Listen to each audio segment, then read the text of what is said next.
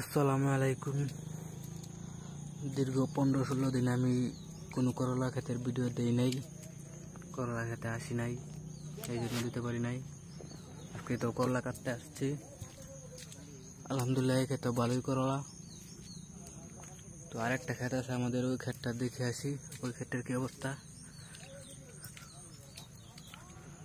এ তো ভালো বড় বড় করলা হয়েছে। আমি আপনাদের আরেকটা ক্ষেত আছে, ওই ক্ষেতটা দেখাই।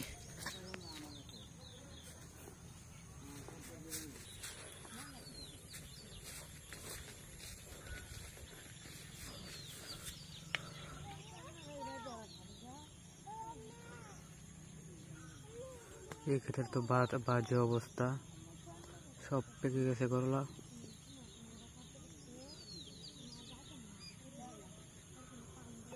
এই ক্ষেতের বয়স একটু বেশি, তাই এমন হচ্ছে।